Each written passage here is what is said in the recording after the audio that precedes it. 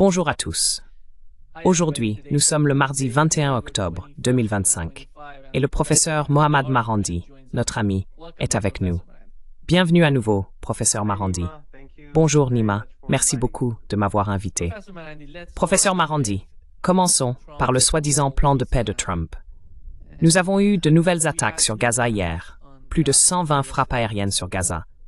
Et voici ce que nous avons entendu du membre israélien de la Knesset, Nassim Veturi. Il dit que l'accord avec Gaza est excellent. Nous nous sommes toujours concentrés sur le retour des prisonniers. Nous ramenons tous les prisonniers vivants et nous ramènerons les corps de tous les morts. Ensuite, nous poursuivrons la guerre. Est-ce bien cela, le plan? Then we will continue the war. Is that the plan?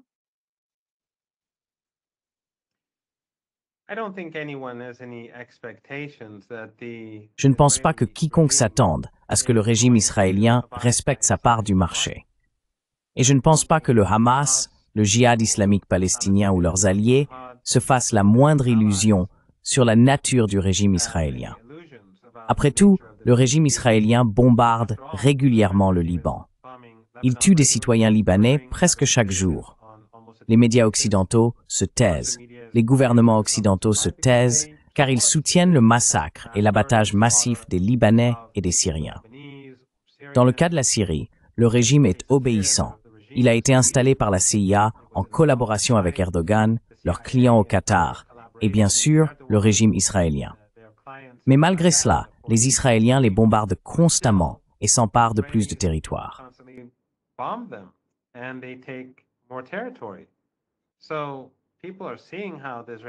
Les gens voient donc comment le régime israélien se comporte, et ils n'ont aucune attente qu'il va soudainement voir la lumière et agir comme des êtres humains normaux et décents, ou mettre en œuvre un cessez-le-feu d'une manière juste et équitable pour le peuple palestinien. Non. La raison pour laquelle Trump a proposé ce soi-disant plan de paix, et ce n'est pas un plan de paix, c'est un plan pour soumettre le peuple palestinien, un plan pour faciliter le nettoyage ethnique. C'est là l'objectif. La raison pour laquelle ils l'ont présenté, c'est parce que Netanyahou échouait. Si Netanyahou réussissait sur le terrain, s'il gagnait la guerre, s'il remportait ce génocide, cet holocauste contre le peuple palestinien, il n'y aurait pas eu besoin de ce plan de paix. Il l'aurait simplement laissé terminer le travail. Mais les Américains lui ont donné toutes les armes dont il avait besoin.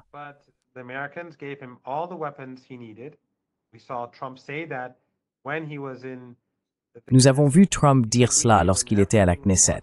Il a dit « Nous leur avons tout donné ». Ils voulaient des armes dont je n'avais même jamais entendu parler, et je les leur ai données. Il se vantait donc de son rôle dans le génocide. Mais après 2 ans, ils ont échoué. Alors que s'est-il réellement passé après 2 ans? Le régime israélien, son économie gravement endommagée, sa machine militaire gravement endommagée, sa société épuisée. Mais ce n'est pas le vrai problème. Le problème numéro 1, c'est que le régime israélien a été détruit en tant qu'État légitime aux yeux de la communauté internationale. L'opinion publique mondiale est hostile au régime. On le voit comme génocidaire. On méprise le sionisme. Les gens se sont réveillés à la réalité de ce qui se passe en Palestine, même en Occident et même aux États-Unis. C'est quelque chose qui inquiète les dirigeants américains.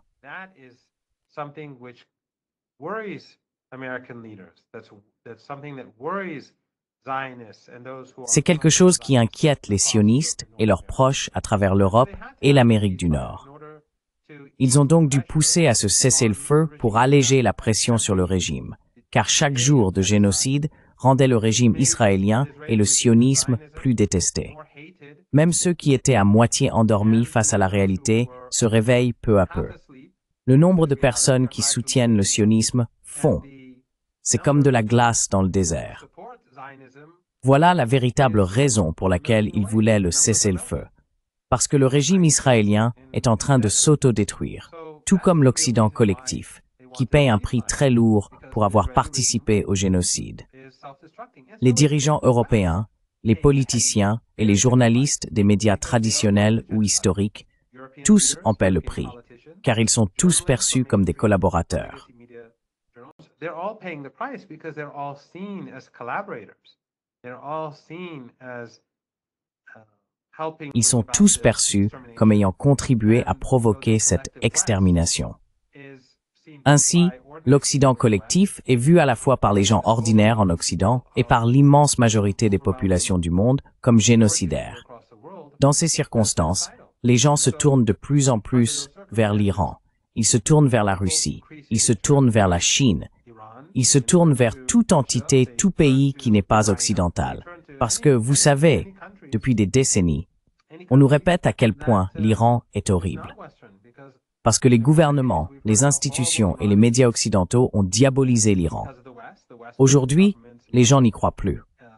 Ils disent que ces mêmes médias qui ont diabolisé l'Iran se sont compromis avec les sionistes et ont fermé les yeux sur le génocide. Ils se sont montrés complaisants.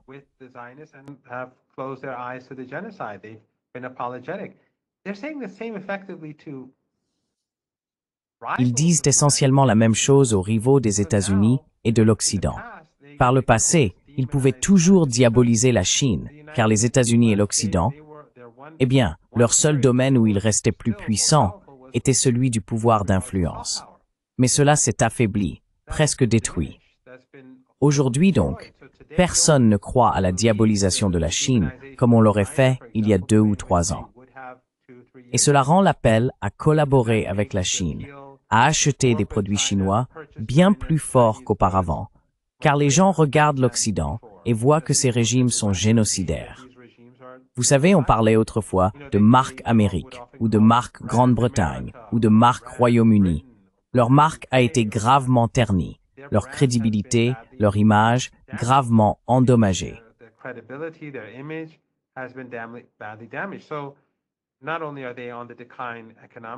Non seulement ils sont en déclin sur les plans économiques et militaires, en Ukraine, ils ne s'en sortent pas bien. Et dans leur guerre avec l'Iran, la technologie iranienne a également mis en évidence les faiblesses de la technologie occidentale. Mais en plus, en ce qui concerne leur image mondiale, tout l'Occident souffre des conséquences de sa complicité dans l'Holocauste à Gaza. Ils ont donc besoin de ce cessez-le-feu. Mais quelqu'un croit-il que ce cessez-le-feu soit permanent, que les Américains, les Israéliens et les Européens souhaitent que les Palestiniens puissent reconstruire leurs maisons et vivre dans la bande de Gaza en sécurité et en paix? Bien sûr que non. Ce n'est pas le plan. En fin de compte, Gaza, que ce soit dans quelques semaines, quelques mois ou quelques années, deviendra un autre champ de bataille entre le peuple de Gaza et les forces génocidaires du sionisme.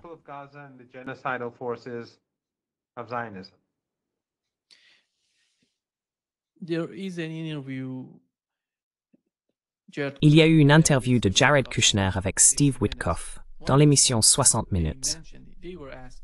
L'un des points abordés, Jared Kushner a été interrogé sur ce qu'il avait ressenti lorsqu'il s'était rendu à Gaza.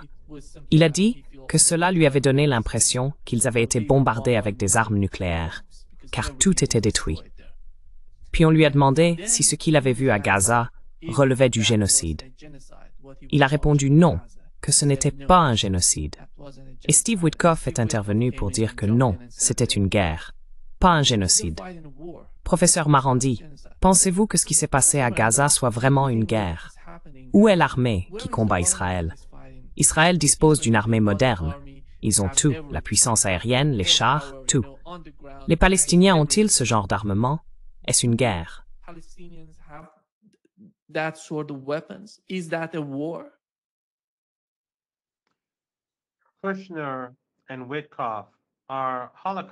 Kushner et Witkoff sont des négationnistes de l'Holocauste, et des pires qui soient. Car certaines personnes peuvent nier l'Holocauste qui a eu lieu pendant la Seconde Guerre mondiale. Mais ces personnes n'ont pas vécu cette période. Elles ne l'ont pas vu se dérouler sous leurs yeux. Il n'y avait pas autant d'images. C'était un autre monde. C'était de l'histoire. Ce qui se passe aujourd'hui se déroule sous nos yeux. Nous avons vu le génocide, l'Holocauste se dérouler en direct, en ligne, à la télévision. Nous avons vu des images d'innombrables enfants déchiquetés, de personnes brûlées vives dans leurs tentes, de massacres de masse, d'hôpitaux pris pour cible. Nous avons vu comment des nourrissons dans des incubateurs ont été assassinés lorsque des soldats israéliens ont débranché les appareils et les ont laissés mourir.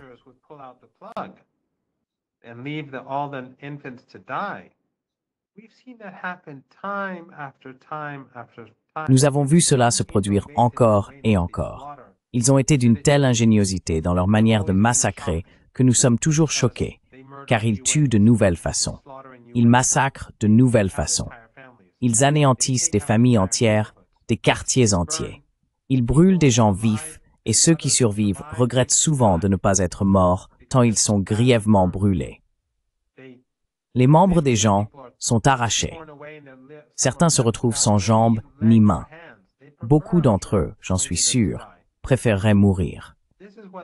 Voilà ce qu'a fait ce régime génocidaire. Et ces deux hommes sont génocidaires.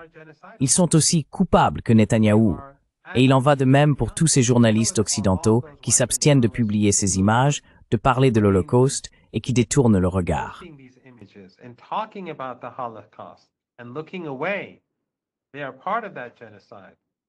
Ils font partie de ce génocide. Ils font partie de cet Holocauste. Et les dirigeants occidentaux, ainsi que tous ceux qui tentent d'induire le public en erreur, de dissimuler la réalité, de présenter des excuses pour ce régime génocidaire, c'est impardonnable. Personne n'oubliera cela. C'est un fait qui s'est produit et il figurera dans les livres d'histoire. À partir de maintenant, ces sionistes, des sionistes comme Witkoff, des sionistes sinistres comme tous ces sionistes européens et américains qui ont soutenu le régime israélien, qu'il s'agisse de Kushner, de Witkoff ou de quiconque. Cela figurera dans les livres d'histoire. Et cela ne disparaîtra pas.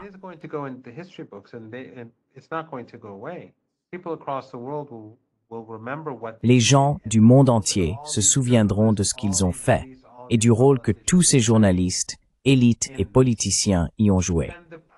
Le problème du régime israélien, c'est qu'il ne peut pas s'arrêter de tuer. Hier encore, lorsque apparemment un ou deux de leurs soldats ont été blessés ou tués par une bombe qui a explosé, quelque chose qui n'avait rien à voir avec la résistance, ils sont sortis et ont massacré des gens à travers Gaza. Ils ont bombardé du nord au sud. Ils savaient que cela n'avait rien à voir avec le Hamas. Ils savaient que cela n'avait rien à voir avec la résistance. Et ils savaient que leurs propres soldats avaient commis une erreur et avaient été blessés ou tués.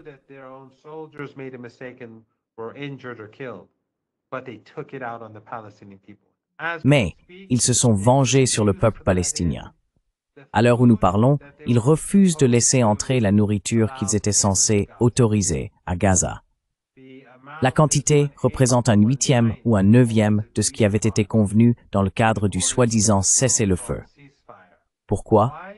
Ils continuent d'essayer d'affamer les enfants. Ils essayent d'affamer les nourrissons, même pendant le cessez-le-feu. Cela montre à quel point ils sont sinistres. Cela prouve qu'ils mentaient pendant la guerre, car ils disaient que c'était une guerre. Maintenant qu'il n'y a plus de guerre, ils empêchent toujours la nourriture d'entrer. Et les journalistes occidentaux détournent toujours le regard. Cela montre à quel point ils se dévoilent encore davantage pendant le cessez-le-feu.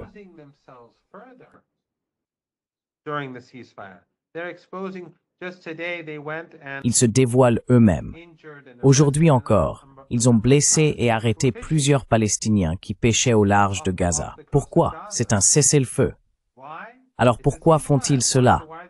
Parce qu'ils veulent continuer à affamer le peuple palestinien. Ils ne laissent pas entrer la nourriture. Ils ne laissent pas entrer le lait infantile. Ils ne les laissent pas pêcher. Ils ne laissent pas les pêcheurs attraper des fruits de mer pour nourrir la population.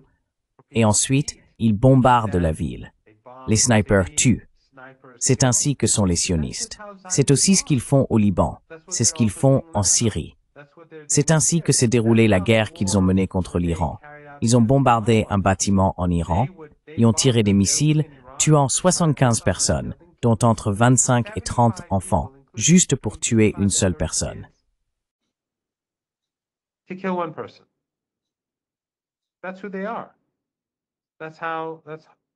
C'est ce qu'ils sont. C'est ce qu'est le sionisme. C'est ce qu'est la suprématie ethnique. C'est ainsi qu'une race ou un peuple, se considérant comme supérieur, perçoit le reste de l'humanité. Et c'est pourquoi les élites occidentales se taisent, détournent le regard ou cherchent à nous tromper et à nous désinformer afin de permettre à cela de continuer pour dissimuler la réalité sur le terrain. Mais il est trop tard. Ce qui a été fait, et chaque jour où le cessez-le-feu se prolonge ne fait que confirmer tout ce qui a été dit sur les sionistes. Affamer les Palestiniens n'avait rien à voir avec la guerre. Cela relevait de leur tentative d'exterminer les enfants.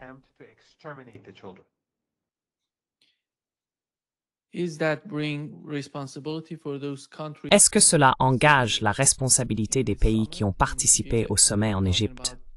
Je parle de la Turquie et du Qatar, car ces deux pays, lors de l'entretien avec Kof, ont déclaré qu'après avoir signé le document, ils étreignaient les Israéliens et pensaient pouvoir obtenir quelque chose d'Israël. Mais est-ce vraiment le cas? Quelle responsabilité ces deux pays musulmans portent-ils face à ce type de comportement de la part des Israéliens?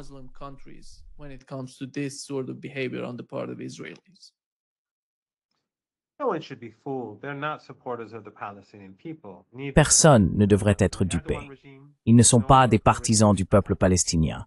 Ni le régime d'Erdogan, ni celui du Qatar ne sont pro-palestiniens. Ils sont fermement dans le camp américain, contrairement à leur peuple. Le peuple turc est un fervent défenseur de la cause palestinienne, mais le régime d'Ankara est dans le camp américain. Lorsque le régime qatari et les responsables turcs ont étreint les Israéliens, ils ont en réalité blanchi l'Holocauste. Le simple fait d'assister à cette réunion honteuse et méprisable était une insulte à tous les martyrs, ainsi qu'aux femmes et aux enfants massacrés pendant l'Holocauste. C'était aussi une manière de blanchir les crimes de Trump, simplement pour se faire bien voir de lui. Tout le monde devrait soutenir la résistance, et la résistance avait toutes les raisons d'accepter un cessez-le-feu selon ses propres conditions.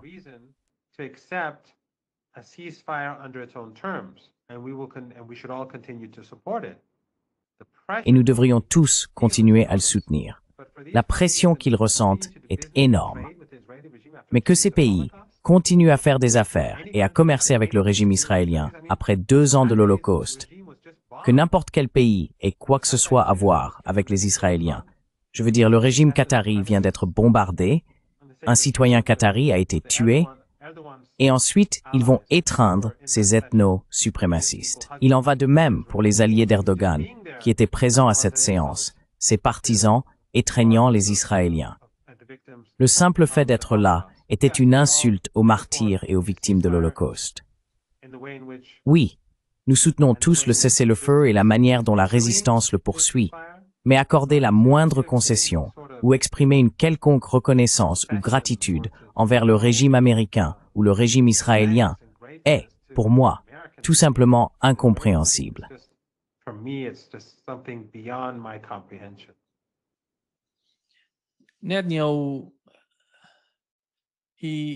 Nima, il a écarté toute implication turque ou qatari dans l'administration de Gaza après la guerre.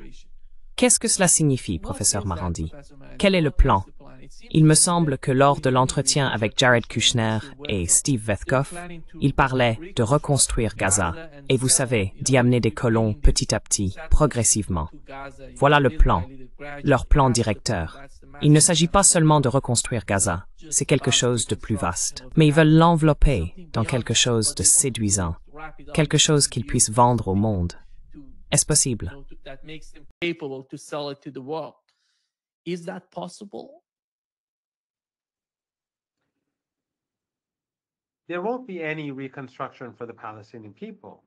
Il n'y aura aucune reconstruction pour le peuple palestinien. La raison pour laquelle le régime israélien peut dire non à Erdogan et au régime de Doha, c'est qu'il sait qu'ils ne peuvent rien y faire. Vont-ils aider la résistance? Vont-ils? Eh bien, nous savons qu'ils n'ont jamais donné une seule balle à la résistance. Ils font du commerce, ils font des affaires. Le pétrole passe par la Turquie vers Israël. Les navires vont et viennent, malgré les apparences contraires. Le régime qatari, bien sûr, entretient une coopération étroite avec le régime. Eux, ainsi que d'autres dictatures familiales riches en pétrole et en gaz du Golfe Persique, donnent de l'argent à des gens comme Kushner et Witkoff Et ils investissent en Israël. Ils investissent dans la Palestine occupée. Nous le savons tous. Ce n'est rien qu'ils puissent cacher. We all know that. This is nothing that they can hide. So why should the Israeli regime give them any concessions? Alors, pourquoi le régime israélien devrait-il leur accorder des concessions facilement, alors qu'ils ne représentent aucune menace dans la région et n'ont aucun levier contre lui? Les Iraniens, à l'heure où nous parlons, continuent de soutenir le Hamas. D'où pensez-vous que vienne l'argent ou l'équipement nécessaire pour creuser davantage de tunnels? Et ce n'est pas tout. Ils ont besoin de soutien pour pouvoir combattre pendant 2 ans.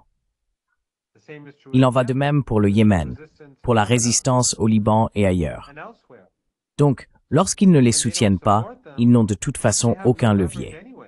Mais la question est, pourquoi voudraient-ils même faire partie d'un processus défini par les Américains et les Israéliens? Ils devraient s'opposer totalement à tout élément de ce plan de cessez-le-feu qui va à l'encontre des revendications du peuple palestinien.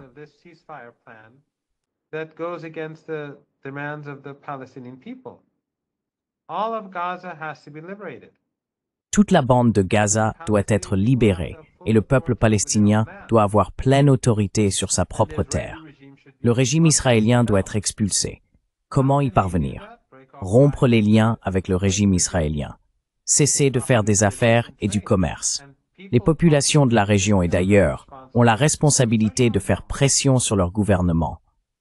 Partout en Europe, les gens le font.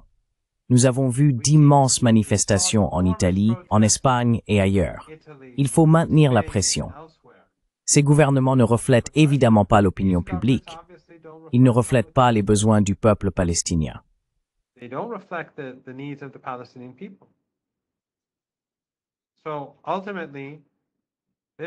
Donc en fin de compte, il ne devrait y avoir aucune collaboration ni coopération avec Trump, ni avec Kushner, ni avec Witkoff, encore moins avec Netanyahou, encore moins avec Israël, après qu'ils ont commis un génocide. Ils étreignent ces gens. Et c'est, vous savez, encore une fois, quelque chose que je ne peux pas comprendre. Comment peut-on, vous savez, oublier la question de la solution à 2 États ou de la solution à un seul État? Comment quelqu'un pourrait-il avoir un levier pour forcer le régime israélien à se retirer de Gaza s'il n'y a pas de véritable pression? Comment peut-on commercer avec le régime israélien? Comment peut-on entretenir des liens politiques avec le régime israélien?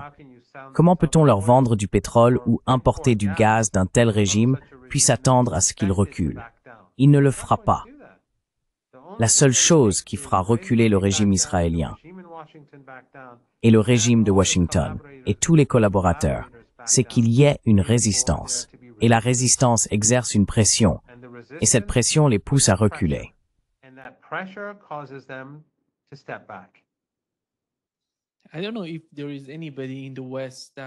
Je ne sais pas s'il y a quelqu'un en Occident qui ait une quelconque influence sur Netanyahou, car pendant l'interview, ils ont essentiellement admis, s'ils sont honnêtes, dans leur manière de parler de l'attaque contre Doha, qu'ils avaient été choqués, qu'ils avaient été surpris par l'attaque israélienne contre Doha.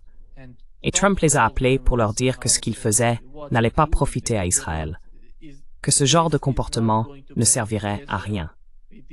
Alors, selon vous, y a-t-il quelqu'un aux États-Unis qui ait réellement de l'influence sur Netanyahou? Si le président des États-Unis ne sait pas ce qui se passe avec Israël, quelle serait la prochaine étape de leur part? Comment voyez-vous la relation entre les États-Unis sous l'administration Trump et Netanyahou?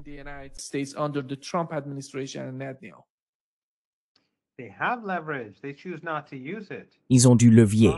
Ils choisissent simplement de ne pas s'en servir. Trump, dans son discours vraiment ridicule à la Knesset, a admis que lorsque Adelson voulait le voir, il lui disait « ce n'est pas comme ça que ça marche », mais qu'il finissait quand même par aller le voir. Et il lui accordait concession sur concession. Il a même reconnu, Adelson et sa femme se souciaient d'Israël, pas des États-Unis. Leur priorité était le régime israélien. Ils ne sont pas des Américains fidèles ou patriotes. Trump admettait donc qu'il faisait cela pour le régime israélien. Il met Israël avant tout. C'est un aveu énorme. Il a le levier. Il choisit simplement de ne pas s'en servir. just as Turkey and Qatar and Egypt, Tout comme la Turquie, le Qatar, l'Égypte et les Émirats, tous ces pays disposent d'un levier. S'ils rompent tous leurs liens avec le régime israélien, Netanyahou est affaibli, l'Occident est affaibli et une pression supplémentaire s'exerce sur Netanyahou pour qu'il change de cap. Il n'y a aucun doute là-dessus. Donc le levier existe. Mais la pression ne vient pas de ces régimes régionaux qui sont essentiellement des collaborateurs. Ils prétendent être pro-palestiniens. Je veux dire, le cirque en Égypte était simplement pénible à regarder. C'était douloureux de voir ces dirigeants s'y rendre et agir comme, eh bien, je ne veux pas être insultant dans votre émission, mais agir d'une manière où Trump est en quelque sorte le maître de piste, et eux font partie du cirque. He's the ringmaster and they're in the circus. That's how it is. That's how it looked. So, C'est comme ça. C'est ainsi que cela s'est présenté. Donc ce levier existe, mais avec ses dirigeants, ses gouvernements, ses collaborateurs, bien sûr, ce levier diminue. Quel levier a un impact? Le levier de la résistance au Liban, le levier de la résistance en Iran, au Yémen, cela a un impact. La pression que les Yéménites ont exercée sur l'économie israélienne, sur l'économie du régime, a été énorme. C'est pourquoi les Américains ont attaqué le Yémen. Si ce n'avait pas été énorme, ils n'auraient pas attaqué le Yémen. Ils n'auraient pas massacré d'innocents citoyens yéménites. Et pourtant, ils ont échoué. Et par conséquent, la pression a continué. Si cela n'avait pas été efficace, les Américains n'auraient pas attaqué. If that was not effective, the Americans wouldn't have attacked. If the resistance in Lebanon was not causing the Israelis... Si la résistance au Liban ne causait pas d'énormes difficultés au régime israélien, celui-ci n'aurait pas mené ses attaques génocidaires massives avec le soutien de ses alliés occidentaux et de ses collaborateurs à l'intérieur du Liban. Si le soutien de l'Iran au peuple palestinien n'était pas très efficace, à la fois direct et indirect, il n'aurait pas attaqué l'Iran pour ensuite subir une défaite humiliante après 12 jours. Ainsi, la pression fonctionne. La pression crée un levier.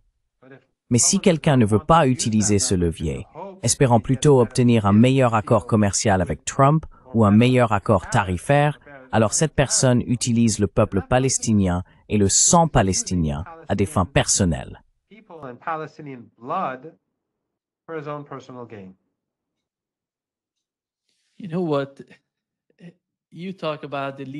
Tu sais quoi? Tu parles des dirigeants d'Asie de l'Ouest qui ont participé au sommet, mais regarde les dirigeants européens, la façon dont ils se comportent en Ukraine. Ils essaient de montrer une sorte d'influence sur Donald Trump en ce qui concerne l'Europe. Mais lors du sommet de Sharm el-Sheikh en Égypte, on voit bien qu'ils n'étaient là que comme décor de fond pour Donald Trump. Ils n'ont rien fait d'autre que rester en arrière-plan. Qu'est-ce que c'est que ça? Comment ont-ils soudainement perdu leur pouvoir, leur capacité de négociation ou leur manière de projeter leur influence envers l'Ukraine? Ils ne sont pas du tout aussi puissants quand il s'agit de Gaza ou du Moyen-Orient. Qu'est-ce que cela signifie?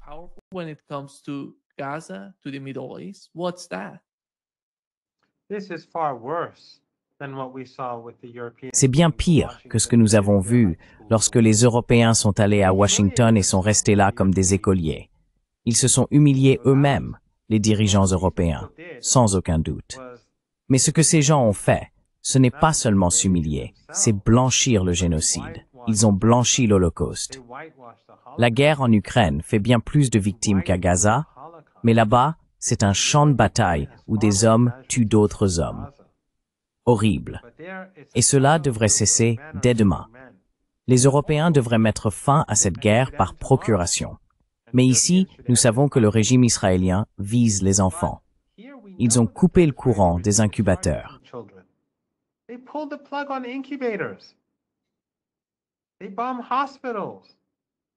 Ils bombardent des hôpitaux. Si les Russes avaient voulu faire cela, il n'y aurait plus de Kiev aujourd'hui. Nous le savons tous. L'Occident le sait aussi. Les Israéliens se concentrent sur les femmes et les enfants, sur les gens ordinaires. Ils bombardent des civils parce qu'ils les appellent Amalek, parce qu'ils les considèrent comme des sous-hommes, parce qu'ils veulent les exterminer, les faire disparaître. Nous les avons entendus le dire. Nous le voyons dans la plainte sud-africaine devant la CIJ. C'est public. Leurs dirigeants l'ont dit. Ils le répètent sans cesse dans les médias. Et en ce moment, en Cisjordanie, ils font la même chose. Ils attaquent des gens, ils tuent des gens, ils frappent des vieilles femmes, ils volent des terres.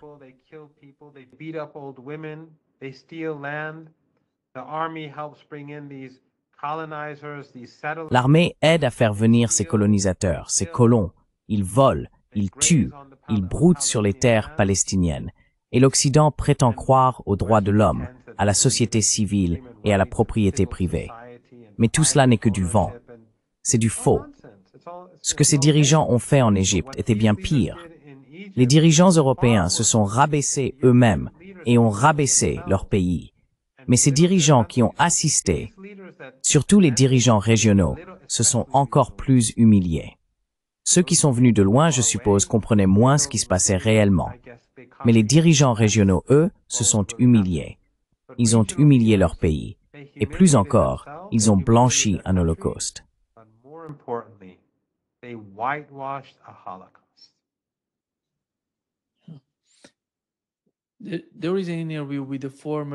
Il y a une interview avec un ancien officier du Mossad et de l'armée israélienne qui a remporté plusieurs distinctions aux États-Unis. Il a déclaré « Nous allons expulser les Palestiniens de Gaza, peu importe qu'ils nous attaquent ou non. Nous allons nous attaquer nous-mêmes et en rejeter la faute sur les Gazaouis. » Alors, s'ils décident d'aller dans cette direction, pensez-vous qu'une guerre avec l'Iran pourrait servir de distraction pour eux, pour les Israéliens, afin qu'ils se lancent pleinement dans Gaza?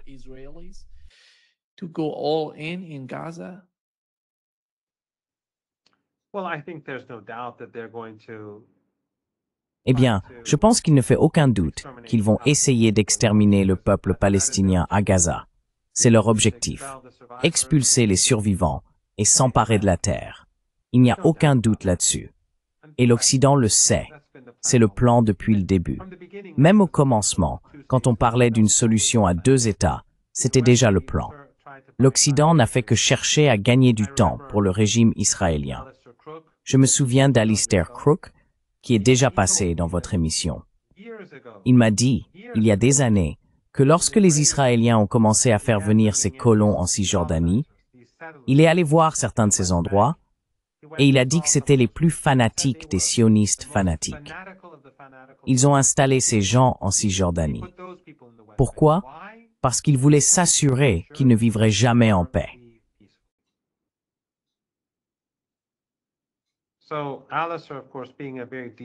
Alors Alasdair, bien sûr, étant une personne et un être humain très décent, l'a souligné.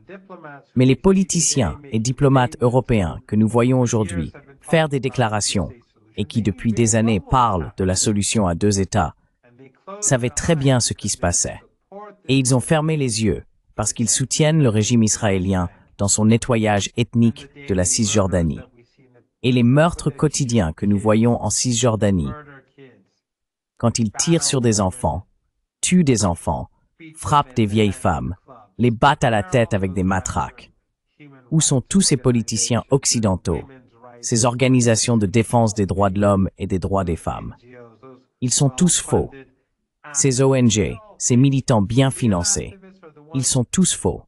Les vrais militants sont ceux qui ont été arrêtés lorsque leur flottille transportait du lait maternisé pour les enfants.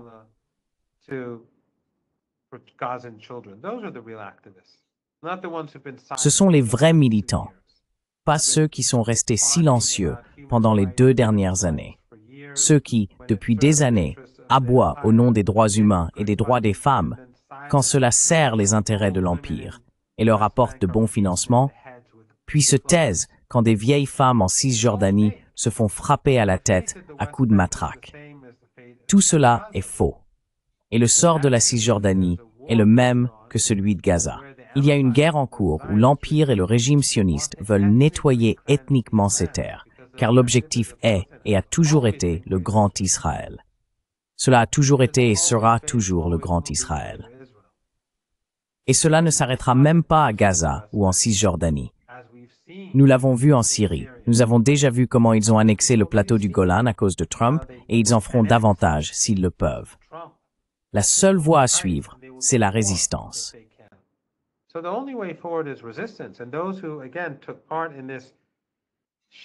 Et ceux qui ont participé à ce honteux spectacle de singes en Égypte ont aidé la machine israélienne.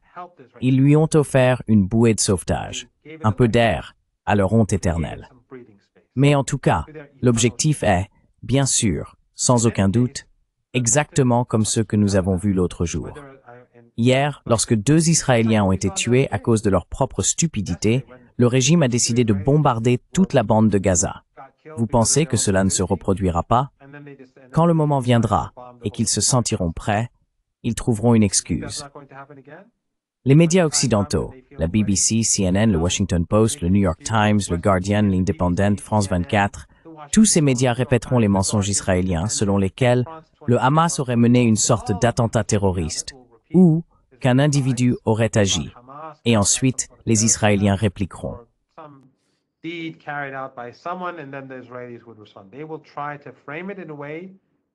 essaieront de présenter la situation de manière à la rendre aussi légitime que possible. Et oui, il est possible qu'ils frappent l'Iran, car l'Iran est le seul véritable soutien de l'axe de la résistance et du peuple palestinien, avec le Yémen. C'est aussi une façon de détourner l'attention de leurs échecs ailleurs. C'est d'ailleurs la raison de ces escalades depuis le début. Netanyahou a toujours eu besoin d'escalade pour rester au pouvoir, et celle que nous avons vue hier a également servi ses intérêts judiciaires. Comme nous l'avons constaté, son audience a de nouveau été reportée. Donc oui, une escalade pourrait se produire, mais l'Iran est aujourd'hui bien mieux préparé. L'Iran a l'avantage d'avoir déjà été victime d'une attaque totale du régime israélien avec toutes ses capacités.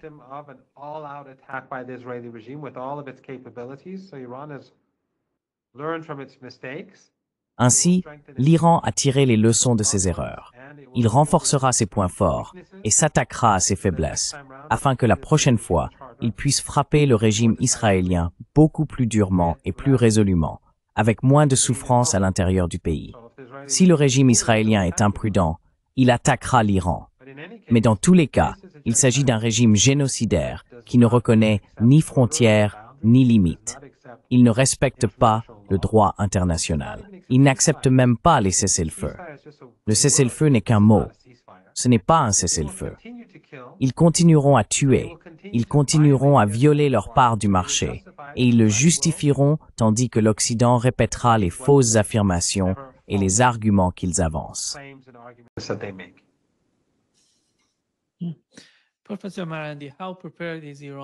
Professeur Marandi, dans quelle mesure l'Iran est-il prêt si Israël décide d'attaquer?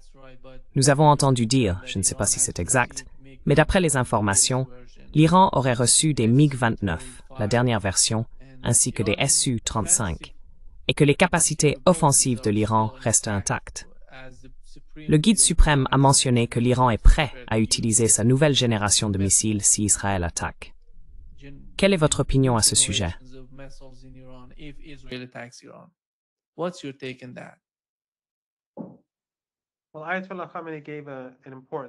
Eh bien, l'ayatollah Khamenei a prononcé un discours important hier, et les gens devraient aller le lire.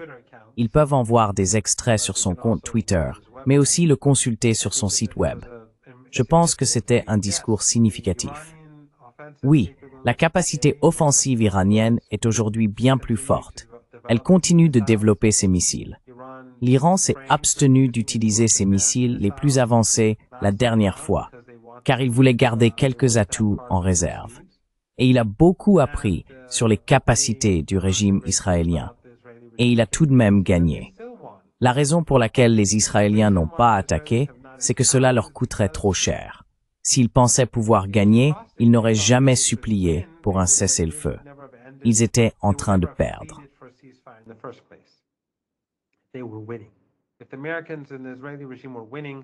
Si les Américains et le régime israélien étaient en train de gagner, ils n'auraient aucune raison d'arrêter les attaques.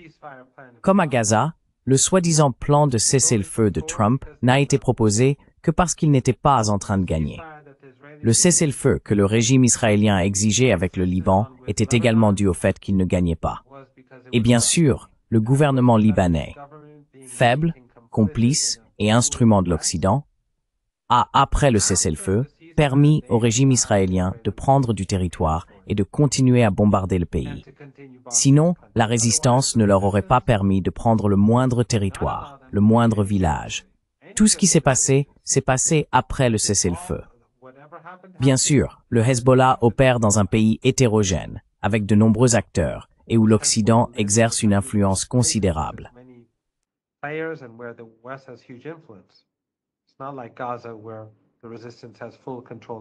Ce n'est pas comme à Gaza, où la résistance contrôle entièrement le territoire et où la population est plus ou moins unie. Donc si le régime israélien pouvait attaquer l'Iran et pensait qu'il gagnerait, il le ferait. Il le ferait dès aujourd'hui. Je pense qu'avec le temps, l'Iran devient plus fort par rapport au régime israélien. La seule chose qui pourrait pousser Netanyahou à attaquer l'Iran, ce sont ses propres intérêts, car Netanyahou ne se soucie que de Netanyahou. Il ne se soucie pas du régime israélien. Sinon, lui, plus que quiconque dans l'histoire de ce régime malfaisant, l'a affaibli, l'a ruiné, a détruit sa crédibilité et son image à travers le monde. Il l'a rapproché de la destruction plus que quiconque. Et tout cela n'est qu'une question d'intérêt personnel. Donc s'il attaque l'Iran, il perdra, mais il le fera parce qu'il a besoin d'une guerre.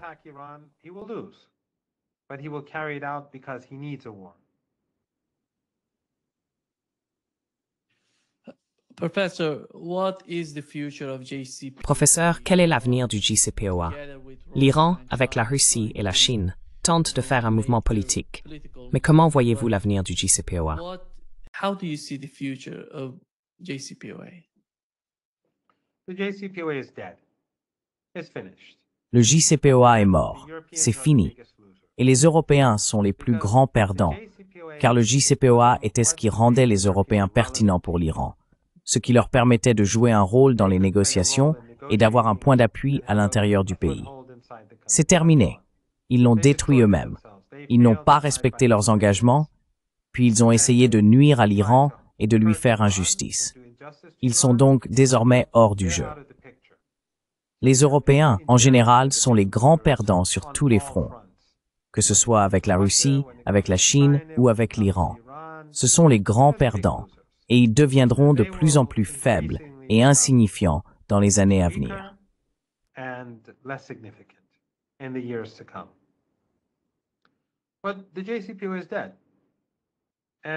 Mais le JCPOA est mort.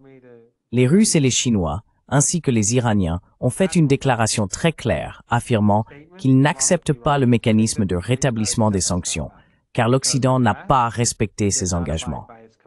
Ce n'était pas l'Iran, c'était l'Occident. Ils n'ont aucun droit légitime d'utiliser ce mécanisme, et ils ne l'ont même pas appliqué tel qu'il est défini dans l'accord nucléaire. Ils ont donc publié une déclaration disant « Nous ne l'acceptons pas ». L'Occident, d'un côté, affirme que le mécanisme a été activé. Les Russes et les Chinois disent non, c'est terminé, et l'accord nucléaire est terminé, donc il n'y aura pas de rétablissement des sanctions.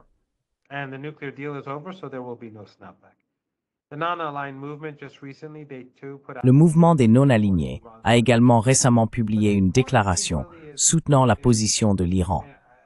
Mais l'élément vraiment important, dans le cas du rétablissement automatique des sanctions, c'est le rôle des Russes et des Chinois, car ils sont membres permanents du Conseil de sécurité de l'ONU. Ces deux pays collaborent aussi avec l'Iran en matière de coopération militaire et de commerce.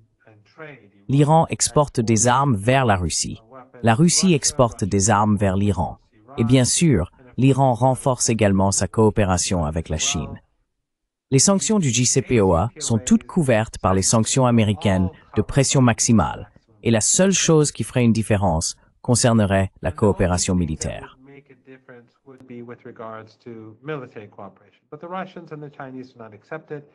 Mais les Russes et les Chinois ne l'acceptent pas. Ainsi, le JCPOA, le mécanisme de rétablissement des sanctions que les Européens ont tenté d'utiliser, n'aura aucun impact majeur sur l'économie iranienne. Au bout d'un moment, les gens oublieront même que cela s'est produit.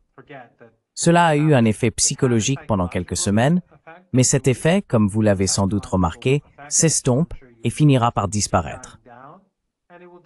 Les grands perdants sont donc les Européens, car ils auraient pu utiliser le JCPOA pour améliorer leurs relations avec l'Iran et jouer un rôle.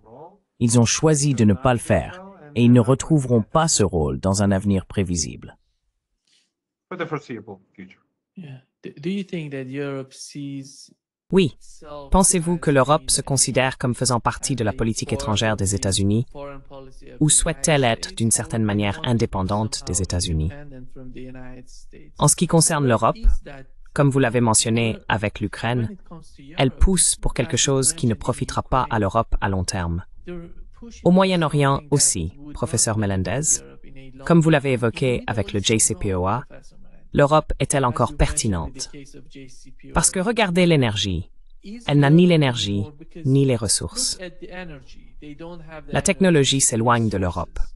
Quel est l'avenir de l'Europe? Nous savons que les citoyens européens sont préoccupés par ce qui se passe, mais les dirigeants européens ne semblent pas se soucier de ce qui se passe là-bas.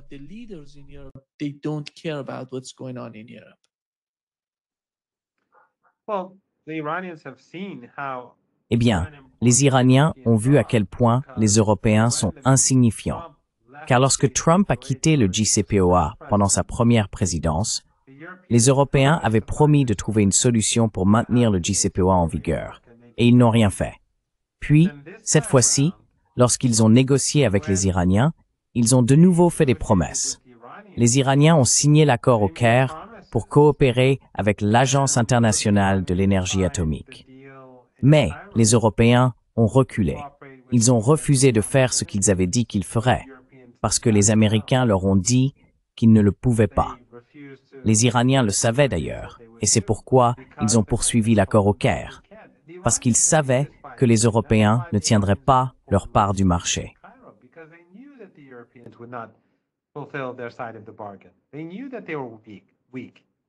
Ils savaient qu'ils étaient faibles. Chaque fois que les Européens négociaient avec les Iraniens et parvenaient à un accord quelconque, Washington y opposait son veto.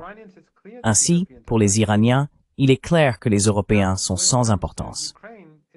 À présent, en ce qui concerne l'Ukraine, ce n'est pas comme si les Européens adoptaient une position différente de celle de Washington. Quel Washington? L'État profond des États-Unis, celui qui a poussé à ce conflit dès le départ. Il n'a pas disparu. Il travaille simplement avec une autre faction que celle de Trump, ou que la faction qui soutient Trump. Leur espoir est de revenir aux années où quelqu'un comme Biden était aux commandes. Sinon, les Européens sont inefficaces en ce qui concerne l'Ukraine.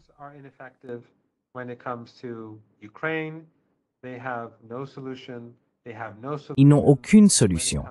Ils n'ont aucune solution en ce qui concerne la Chine. Ils n'ont aucun plan alternatif. Même en Ukraine, bien qu'ils soient en désaccord avec Trump, ils ne vont pas lui tenir tête. Ils essaieront de lui faciliter les choses.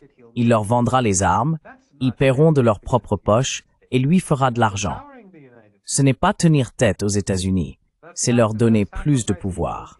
C'est sacrifier son propre peuple pour renforcer Trump. Et c'est la même chose avec la Chine. Au lieu que les Européens cherchent un nouveau partenariat avec la Chine face aux tarifs américains, ils l'antagonisent. L'Europe, comme je l'ai dit, est en déclin. Nous voyons les industries allemandes en crise.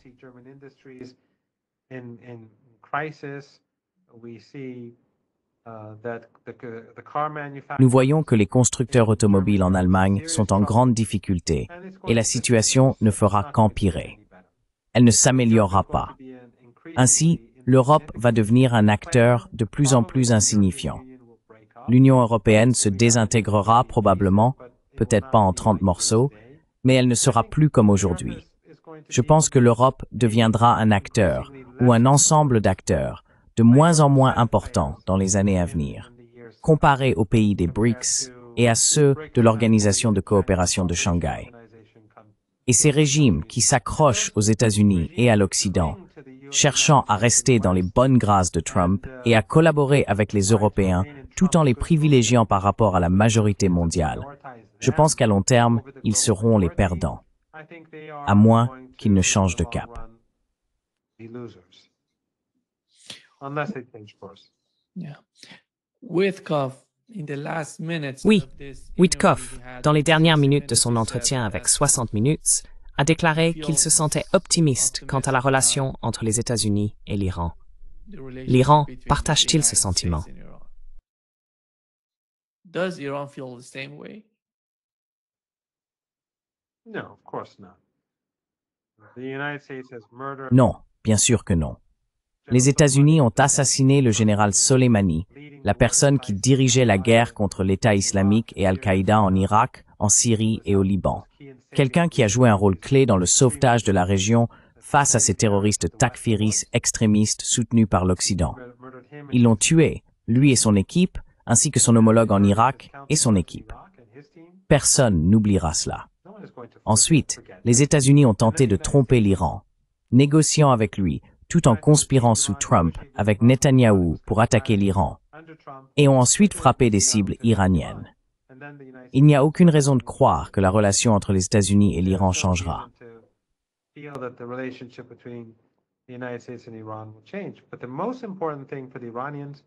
Mais la chose la plus importante pour les Iraniens, c'est le génocide à Gaza. Comment pouvons-nous entretenir de bonnes relations avec un régime génocidaire? C'est la raison pour laquelle l'Iran a refusé de participer au Caire, parce que cela revenait à blanchir le génocide. Au lieu de faire pression sur les États-Unis, ils ont relâché la pression. Au lieu d'accentuer la pression sur Netanyahou, ils l'ont relâché. Donc non, la relation avec les États-Unis ne va pas changer, du moins pas dans un avenir proche. Et tout changement serait probablement minime à long terme. Un jour, nous pourrions avoir une relation complètement différente avec les États-Unis. Les Iraniens n'ont aucun problème avec les Américains, ni avec le pays appelé les États-Unis d'Amérique.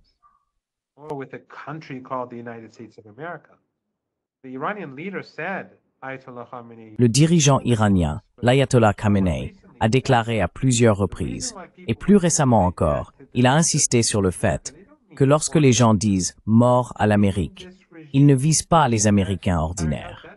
Ils visent le régime qui commet des génocides, le régime qui frappe nation après nation.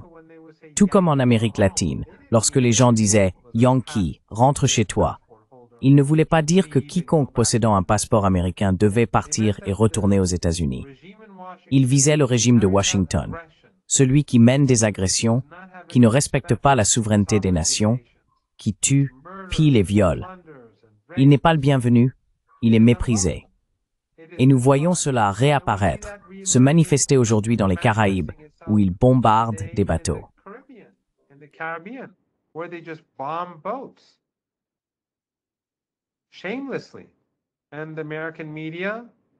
Honteusement. Et les médias américains, qui sont complices, tout comme ils le sont dans le génocide à Gaza, ne sont ni indignés ni honteux. Ils se contentent de s'asseoir et de rapporter les nouvelles, pendant que des enfants perdent leurs parents et que des innocents sont assassinés. Nous savons déjà que certaines des victimes n'étaient même pas vénézuéliennes. Pourtant, les États-Unis, en tant que régime sans boussole morale, agressif et brutal, continuent de se comporter exactement comme le ferait un régime brutal et immoral. Il n'y a donc aucune raison pour que la relation entre l'Iran et les États-Unis change fondamentalement dans ces circonstances.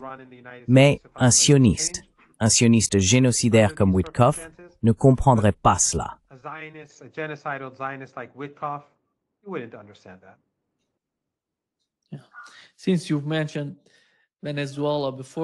Puisque vous avez mentionné le Venezuela avant de conclure, pensez-vous que l'objectif principal des États-Unis au Venezuela concerne le pétrole et les ressources du pays, ou voyez-vous quelque chose au-delà de cela?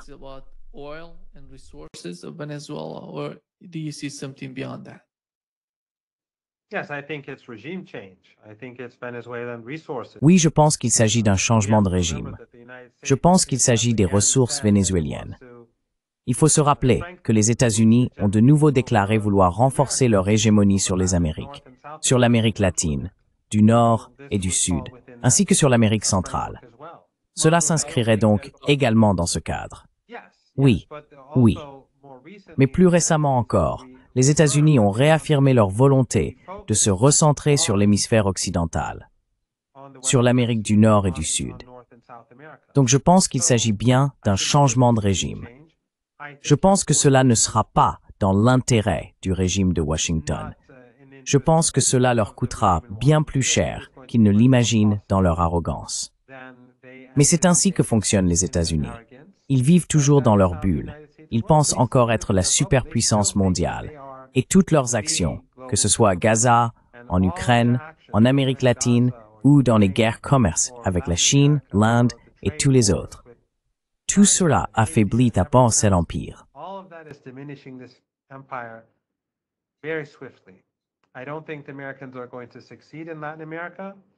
Je ne pense pas que les Américains vont réussir en Amérique latine, mais je pense qu'ils vivent comme Wyckoff dans leur bulle.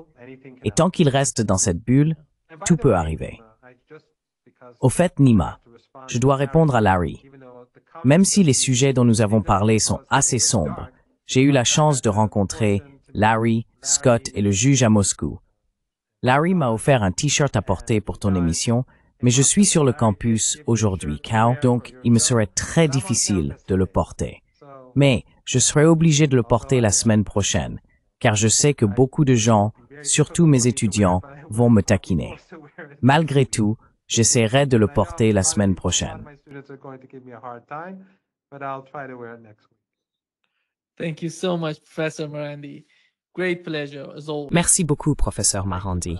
C'est toujours un grand plaisir. Merci de m'avoir invité.